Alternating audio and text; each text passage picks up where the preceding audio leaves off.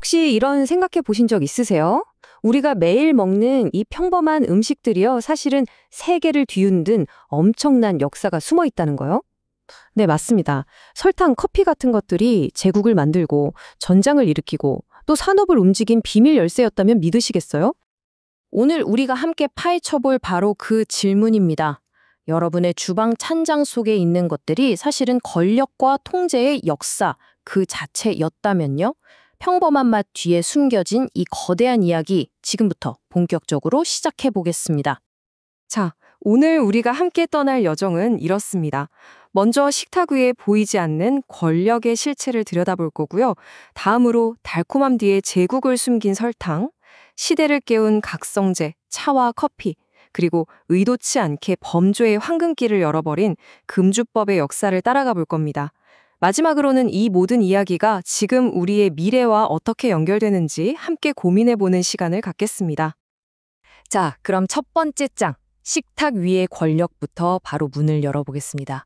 아주 사소해 보이는 인간의 욕망이 어떻게 세상을 통째로 뒤흔들었는지 그 거대한 스케일의 이야기가 지금 시작됩니다. 우리가 보통 음식을 그냥 배고플 때 먹는 거 정도로 생각하기 쉽잖아요. 그런데요, 역사를 깊이 들여다보면 그게 전부가 아니었습니다.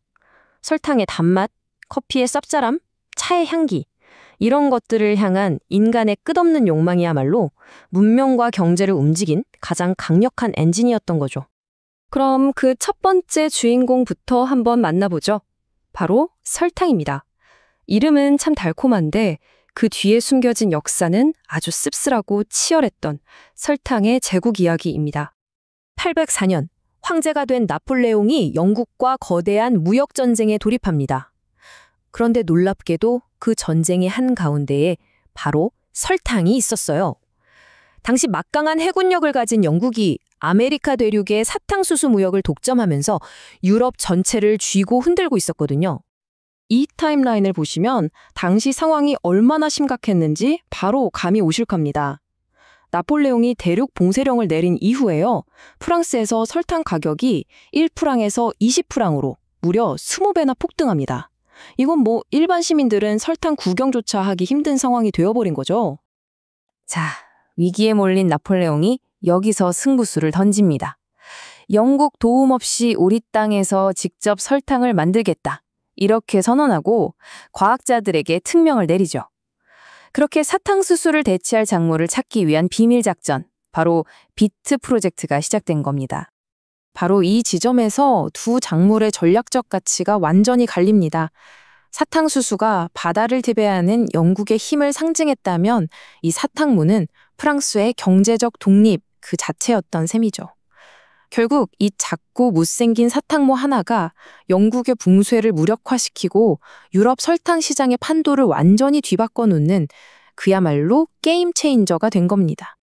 다음 장으로 넘어가 볼까요? 이번엔 우리를 매일 아침 깨워주는 고마운 음료들이죠. 바로 차와 커피 이야기입니다. 이 두 각성제가 어떻게 현대사회의 토대를 만들었는지 한번 살펴보시죠. 12%. 이거 정말 엄청난 숫자 아닙니까? 한 나라의 1년 예산 중에 12%가 오직 차 한 품목에서 나왔다는 거예요. 이쯤 되면 찻잎이 아니라 거의 뭐 황금잎 수준이죠. 이러니 나라들이 이걸 차지하려고 목숨 걸고 싸울 수밖에요. 맞습니다. 그 가치는 결국 전쟁으로까지 이어졌죠.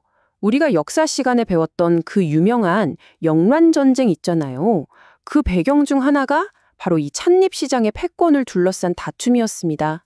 설탕만큼이나 치열했던 향기로운 전쟁이었던 셈입니다. 이 기록을 보면 커피의 또 다른 얼굴이 보입니다. 커피가 그냥 낭만적인 음료만은 아니었던 거죠. 24시간 쉬지 않고 공장을 돌리고 싶었던 자본가들에게 커피는요, 노동자들의 필요를 잊게 하고 배고픔을 달래주는 값싼 연료나 다름없었습니다. 산업혁명의 동력이 증기기관뿐만 아니라 바로 이 커피 한 잔에서도 나왔던 겁니다. 페니 대학이라니 이름 정말 근사하지 않나요? 커피 한 잔 값, 그러니까 단돈 1페니만 내면 당대 최고의 지성인들과 토론하고 최신 비즈니스 정보를 얻을 수 있었던 공간. 지금으로 치면 뭐랄까 최고의 스타트업 인큐베이터 같은 곳이었달까요? 실제로 런던 증권거래소 같은 현대 금융기관들이 바로 이 페니 대학에서 탄생했다고 하니 정말 대단하죠. 자, 지금까지는 뭔가를 얻기 위한 싸움을 봤다면 이번엔 반대로 뭔가를 억지로 막았을 때 어떤 일이 벌어지는지 한번 보겠습니다. 역사상 가장 극적인 정책 실패 사례, 바로 금주법 이야기입니다. 1919년 미국은 이 한 문장으로 역사상 가장 혼란스러운 시대를 열었습니다. 분명 사회를 더 건강하게 만들자는 좋은 의도였을 겁니다. 하지만 그 결과는 그 누구도 예상하지 못했던 완전히 정반대의 방향으로 흘러가고 말았죠. 이 그래프가 금주법의 핵심을 아주 명확하게 보여줍니다. 사람들은 여전히 술을 마시고 싶은데 합법적으로 살 길을 막아버렸어요. 그럼 어떻게 될까요? 시장이 사라지는 게 아니라 지하로 숨어 들어갑니다. 그리고 그 거대한 불법 시장에서 나오는 막대한 이익은 전부 범죄 조직의 차지가 되어버린 거죠. 금주법이 남긴 대가는 정말 컸습니다. 영화에서나 보던 알카포네 같은 마피아들이 실제 권력이 됐고요. 경찰과 정치인들은 뇌물에 썩어갔습니다. 수백 년 전통의 양조 산업은 그대로 무너졌죠. 아이러니하게도 술을 금지해서 사회를 깨끗하게 만들려다가 오히려 사회 전체가 위선과 부패에 취하게 된 셈입니다.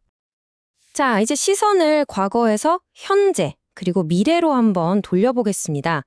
과거에 설탕과 커피가 세상을 움직였다면 지금 우리의 식탁을 바꾸고 있는 새로운 힘은 과연 무엇일까요? 이 변화는 바로 우리 식탁에서 일어나고 있습니다.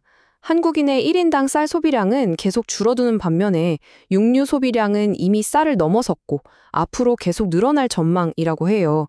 이렇게 빠르게 변하는 수요는 우리 식품 시스템 전체에 거대한 질문을 던지고 있습니다. 바로 이 지점입니다.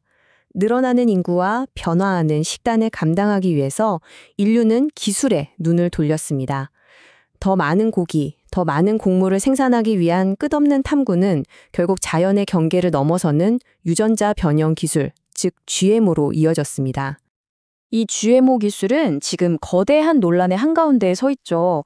찬성하는 쪽에서는 이것이 인류를 기아에서 구할 혁명이라고 말합니다. 반면에 반대하는 쪽에서는 우리가 판도라의 상자를 열었을지도 모른다고 아주 강력하게 경고하고 있고요. 양쪽 다 일리가 있는 주장입니다. 설탕, 커피, 술, 그리고 유전자. 인간의 욕망은 늘 이렇게 식탁 위에서 새로운 역사를 만들어 왔습니다. 그렇다면 100년 후, 미래의 사람들은 지금 우리의 선택을 보고 뭐라고 평가할까요? 인류를 구한 위대한 축복이었다고 기억할까요? 아니면 돌이킬 수 없는 재앙의 시작이었다고 기록할까요? 여러분의 생각은 어떠신가요?